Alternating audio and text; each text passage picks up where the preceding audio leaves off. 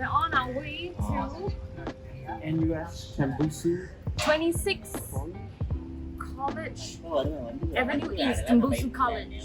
Tembusu Waiting for a Gojek. Gojek.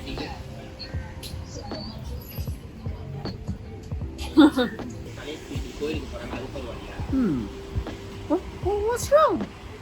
Nothing. Just hay fever. The way you say thank you, like you're really desperate. Because we've been trying to get a car for a while.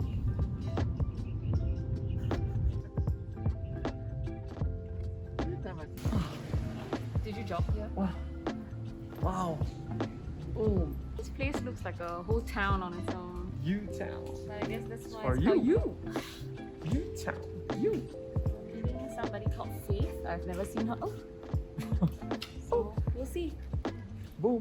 Boom. Did you care? I'll put the cat in my bag. I'll put the cat in my bag. What? What is going You know the on? vibe. Boom. Okay, it's zoom. Yes, sir. Okay lah. Good vibes on me, man. You know the drill. I'm FJ and this is Yeah, I'm Isaac. I'm Isaac. and then behind we have Victoria. She does all of our social media work. So yeah, for lookups and stakeouts. Yeah, man. Go. Feel free to ask us anything. Yes, ma'am. Really. Open. Okay. Let's go.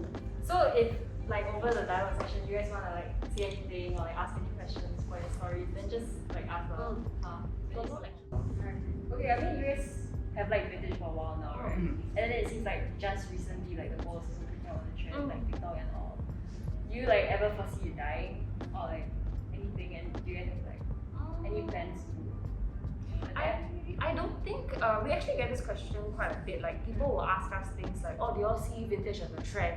But it's funny to think of it as a trend because okay, if we look at places like Japan or the States, right? For them, vintage is a lifestyle. You could have like those outfit videos. They're like, "Oh, what are you wearing today?" And then very very casually they just be like, "Oh, this is like a second-hand shirt. Yeah, this is like, oh yeah, I got this from a vintage store. This is like my mom's shoes or something, you know, stuff like that." They don't think too much into it when they share that with you guys. So you can see from there, like places like Japan, the States, the appreciation level for vintage is already there. It's mature. It's a lifestyle to them, and I feel like that's what we are aiming to do in Singapore with lookups and with stakeout as well. I don't think vintage will die out because vintage is rooted in history, and with every new day, yesterday becomes yesterday becomes history. But it's true, what happened 5 years ago, 10 years ago, we'll still be talking about it tomorrow, next week and stuff like that. So I don't think vintage will die. I do think definitely in the last 3 years, I'd say the interest in vintage has really shot up. I mean, you do see a lot of Instagram shops, pop-up shops, here and there, makes Singapore a very vibrant place. There are places to go to and stuff like that. But I think when it comes to really pushing the boundaries as to like making sure that there's a physical shop, a space for you to anchor that culture on, I think that's what we're doing with lookups. And I can say for sure, you don't really see any other store doing that. People will say like, oh, we want to build on the vintage clothing culture in Singapore. But if you don't have a store to do that, it's really very hard to do that. I feel like physical interaction, talking to people, communicating what you like face to face, that's very important. You cannot build a culture based on DMs. People will just ask you price, size, and then that's it. Like there's no, you cannot really tell them the history behind the item or tell them like, oh, why is it priced this way or why is it like that. You don't really have that information to do that online. So I don't think vintage will die. I think it's really up to us to make sure that people still think of vintage as a lifestyle. Right. I think, just adding on that, right? I think also the fact of the matter is like, I think the past, like what you say, like 3 years, 4 years, right? Like, sure, the idea of vintage or the interest in vintage definitely like is on the rise now. But I feel like the people coming into the scene, right? Okay, put it this way, I think when people ask us like, with the scene now getting more and more like competitive, with competition and stuff. How do you all feel? In fact, right, I think really the truth is for us, we welcome more people coming into the scene because it can only put like a spotlight on it, and then more people are like get interested. But I think the problem now is right, a lot of people coming into the scene, they don't really know what exactly vintage is. They use the term like vintage as like a buzzword, so to speak. Yeah. So a lot of times, come join us. And then welcome. Yeah, so I mean, so vintage like has become like sort of like a buzzword lah. And a lot of times if you go to like Instagram or like Carousel and whatnot, all these online stores, right, they will just like, because consumers they for one, most of them they don't really know, unless like you're into like the scene, then you kind of okay, wow, that's a 70s t-shirt, what tag, all that kind of stuff. So I mean, they will just use like this item, they just post on their listing like vintage this, vintage Nike, vintage Adidas, and then they price and whatnot. And then as a consumer, like you come in, then you're like, oh okay, yeah, it's vintage, right? But a lot of times, right, I think for us, when we look through at all these like newer stores, and then we see like bruh, this is like 2014, yeah, like bro, come on lah, but many times again, you see consumers, they don't ask questions also. They just assume, okay, you sell vintage, boom. So I think like what FG mentioned earlier, having a physical spot, allows conversations to happen, right? So we always ask customers to ask us questions. Like literally, you come to our store at Lukam's, right? You pick up any item, we can tell you like the history, the story, what era is it from.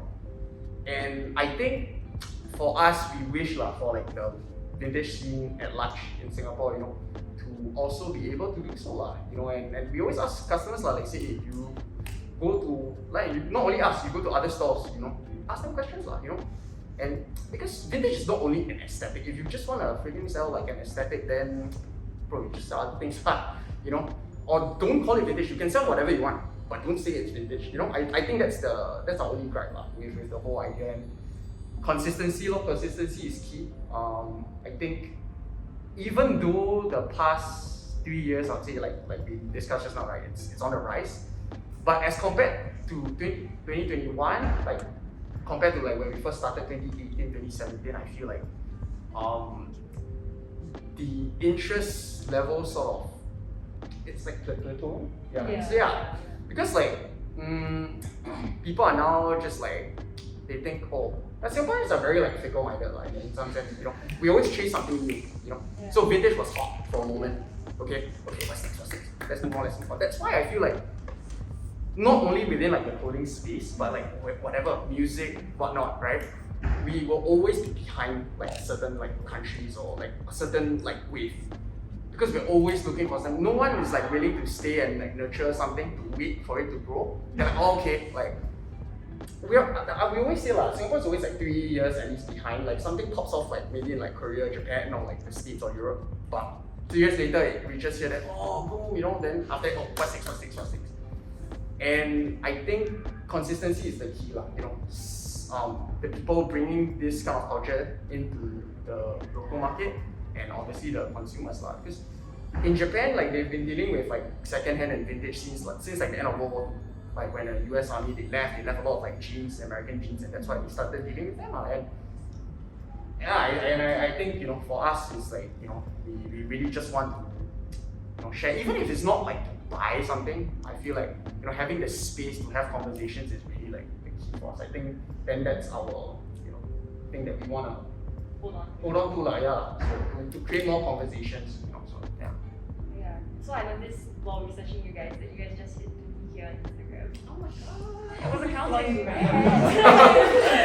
Then I was wondering like how the way you guys create your stuff changed from when you guys were like small, like the size you are now. Like do you guys make more considerations like who are newer to the scene, more like like friendlier kind of design, or like lower like barriers to entry stuff, or discount racks?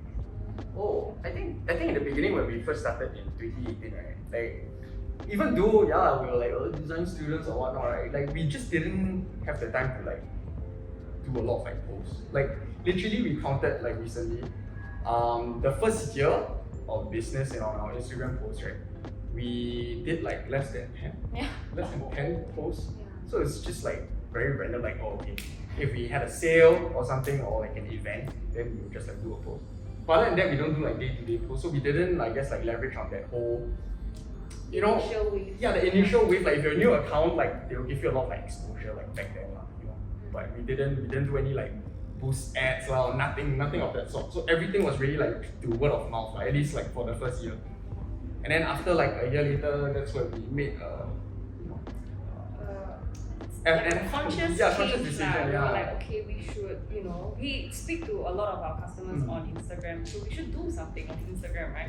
Other than just posting on stories. So then we started to post very regularly, and I think at that point of time, it sort of coincided with our first colleague who joined us. So for maybe first 1.5 years, it was really just Isaac and myself, 2 people running the thing, right? And then we had a third person join us, and then we could really talk about, okay, you know what, we're gonna take photos and we're gonna post this on this timing today and everything. And it became more regular. And then you could see the results lah, because when you're consistent, people will see you and they will follow up, and then they will follow you, and all the kind of magic happens lah. So we only really started posting regularly 1.5 years later. But I think even at that point of time, we already crossed 10K followers organically, which was crazy. Oh my god, how many people can say that, right? So no, but can you imagine how many more people we could have reached had we used money to?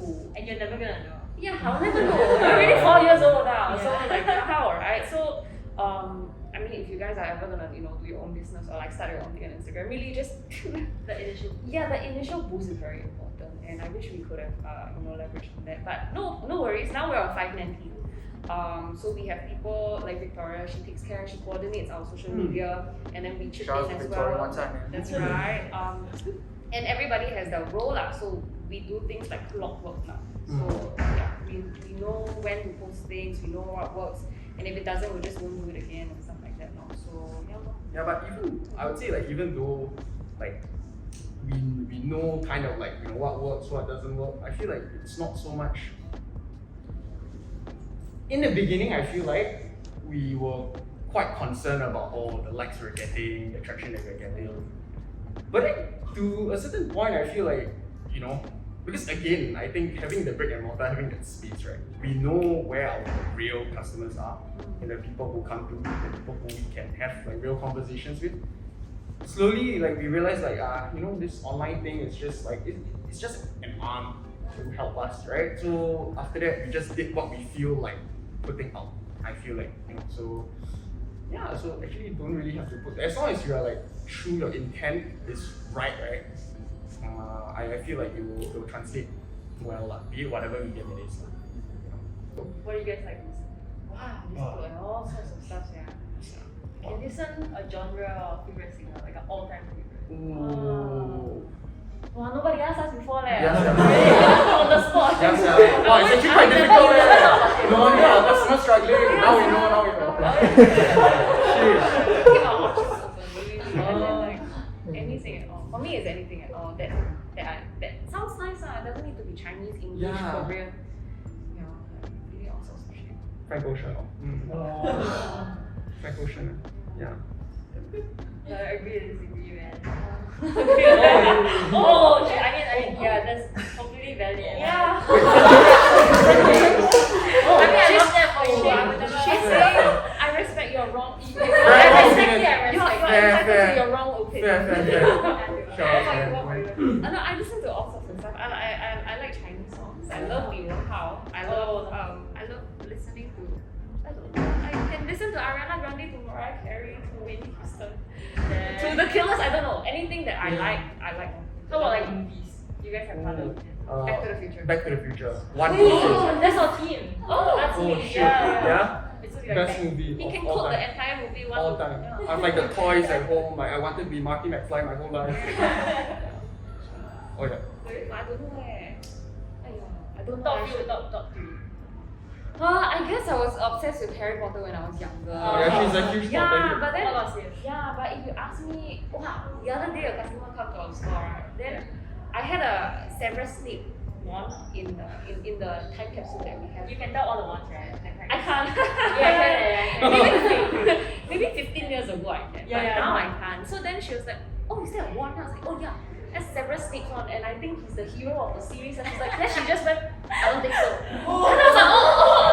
And then she was like, "I think he's a creep. Don't you think so?" impossible for Harry. Then she said, well, I think you're wrong. I was like, wow, I mean, okay, say more, you're close to yours. Wrong. But yeah, so speaking of Harry Potter, I guess for a while I was into, I guess, I don't know. I love watching Marvel movies. I'm a huge comic fan. So being a comic fan in this era is amazing. You get to see all your heroes live, right? So I love watching Marvel movies. And Which one's the best? Best maybe the very first X-Men film or the by Fox. Wow, you're Dancing. X-Men. Yeah, because I love X-Men. Yeah, I really love X-Men. It's my favorite comic book team. Yeah. So then seeing them in like real life, although the color's not right, it's a bit dark, but yeah, that was exciting. Then like when you guys like movies or like artists, you guys like curate those pieces. Like for example Harry Potter. I think like the merch for Harry Potter is a little less. Yeah, as in we did have items for X-Men, for Back to the Future, for Harry Potter as well. But sometimes the issue is with getting it straight away for yourself or passing it on to someone who can appreciate it as well. I mean, you cannot believe the struggle all of us have when we're working at Lucas and Stakeout. Like, oh my gosh, should I get that for myself? But like, do I really need it anymore? That kind of thing. So we just kind of see, appreciate. I think I've yet to see like a really cool looking Harry Potter graphic. Have. The official tag. Official tag. Wow, dude, I've never seen. Next time. I'm also into manga and anime. If you all want to discuss, Yes. we can go to one corner and like share like what we're reading. Like Yeah, he's huge on that. I want to ask y'all just now. Y'all said like, I mean, I assume you guys know like fashion trends quite seriously. So you guys like know about like collaborators with Paris Fashion Week. We do our best. Then I think like for the audience here, we want to know like maybe what kind of trend you think is very funny. Since you don't think vintage is a trend, like anything that you're predicting. Because okay, so I did some research. Then Dazed magazine, right? They're like quite well regarded. They said that indie sleeves will get coming back. So like all those indie sleeves. Yeah, I was like, what the fuck? It's like those like paws, like just the circle, then the mini skirts, and like off shoulders, and like the school neck. The Y2K sort of look. Kind of Y2K, but like grunge Y2K. You know Sky Forever? Oh, yes. Yeah. For one song before. Huh? Y'all know. It's so long. Yeah. Yeah. Oh, I guess wow, we cannot predict trends lah, but we do Do see. you see any like revival? Revival? I guess we do see a lot of customers shopping for very early 2000 stuff now. Yeah. I think there was at least because now that we have another store like Stakeout, right? So Stakeout is more like outfit based. Then Lucams is more like pop culture related, right? Yeah. So I'd say for vintage pop culture, right, there can only be one of two things lah. So people are interested in like the things that resonates with like their past or their childhood. Like this certain movie, I like this certain anime. There's an animation. Boom! Wow, right? Or secondly, it's like, oh shit, Travis Scott wore this vintage shirt.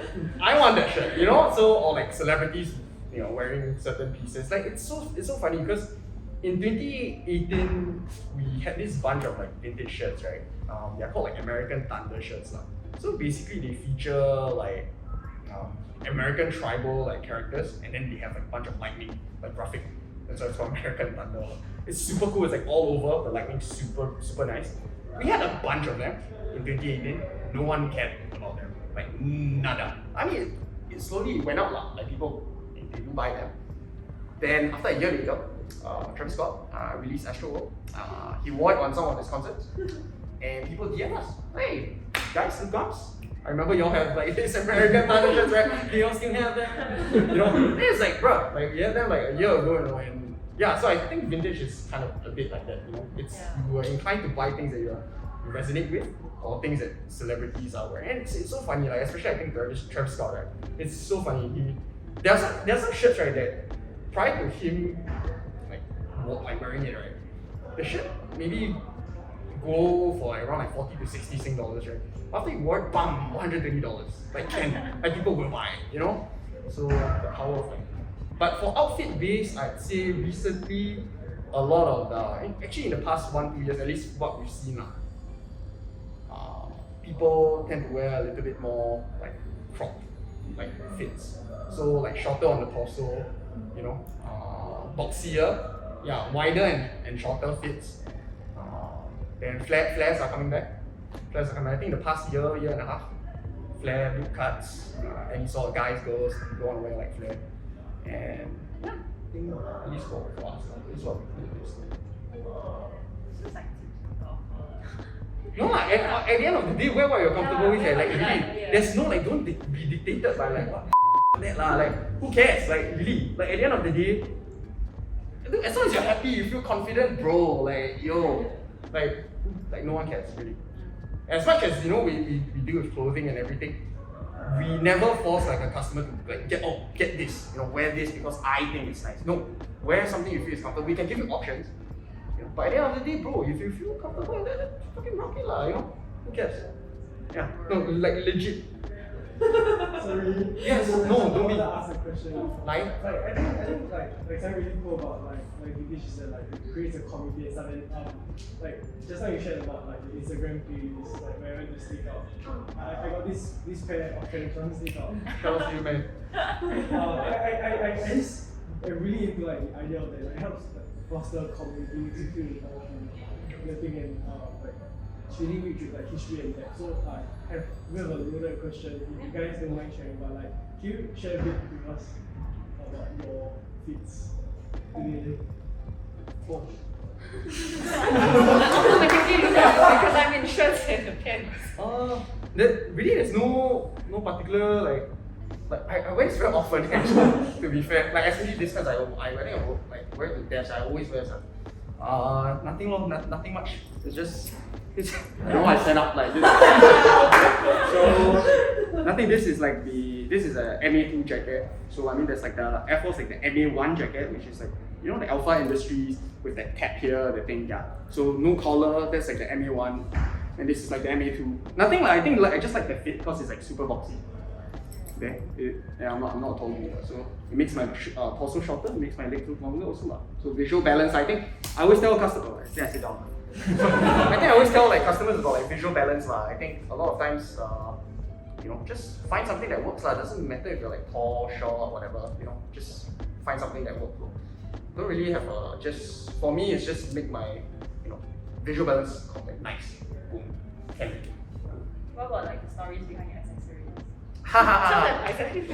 Haha. So essentially, right? Last time I wore like a lot of like the silver rings. Now what I realized, right, is that after I go to the toilet, right, I wash my hands, right. Must wash your hands. Hey, dude, you're not using the right metal. Oh, No. Exactly. It's using like the cheap. No.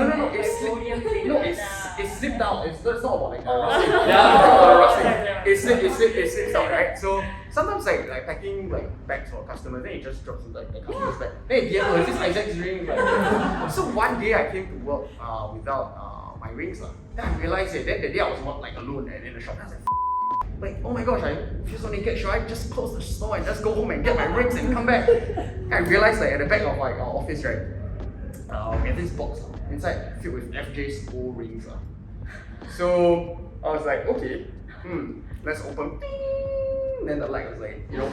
Then I just like pour everything out. Then I was just like, look, okay, only I have 5 minutes to decide. You know, the store's gonna open. So I just like made like a ragtag crew of like rings. And I've never changed like ever. Like it's just like that. Wait, they're all yours? Yeah. Pretty much. Most of them. I wore a lot of rings when I was in poly. I would have those like huge ones that are like weapons, or like those that are Carousel, yeah, oh my god. or those that are like knuckle rings. I would have those. I was more adventurous when I was in poly, I think. And then now no more. Now no. So then I kept it in a box and then the key. I mean better. But this was Disneyland. Yeah. This Jack Jack Ellington, yeah. I remember for Christmas too. I wanted to know also like how you guys like price your pieces, or like just a general rundown. Obviously, it's like very piece specific. But like I know there's some stuff to look for. Like when I've been shopping, they always say like what single stitch and either hints or brilliant heavy cotton, right? Those are okay. Yeah, like the basics lah. But then I wanted to know like Yeah, for sure. I think so we're just talking about look gums now, right? So I think for look gums, many different factors go into the pricing of an item. Number one is always relevancy to pop culture. People will tell us things like, oh, so vintage is 20 years and older, so if I keep my Tembusu College. Can I sell it? Can I sell it back to you 20 years later? I mean, you can. It is considered vintage. For us, anything, generally speaking, contemporary vintage, 20 years or older, we consider it vintage. Yeah.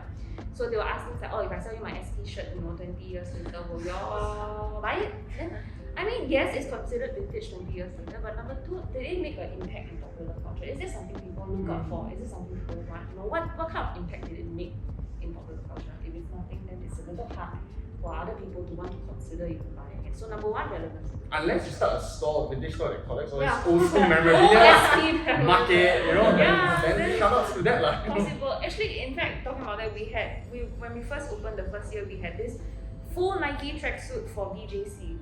From the 90s, right? Yeah, it's sponsored by Nike and the huge ass swoosh at the back. Yeah. So every time when like the VJ students come in, like, yo, Yeah.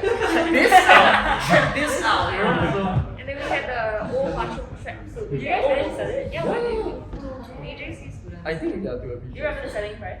No, I don't remember. It was it's like 4 Bags, years. ah. Then we had the Hwachong one with their old logo. Yeah, last time they were still known as Hwachong JC. So it was bright blue, and then it was like the crinkled sort of nylon. It's very easy. Yeah. Yeah, very that kind of look, and it was the full tracksuit, bright blue. Yeah, that one was cool.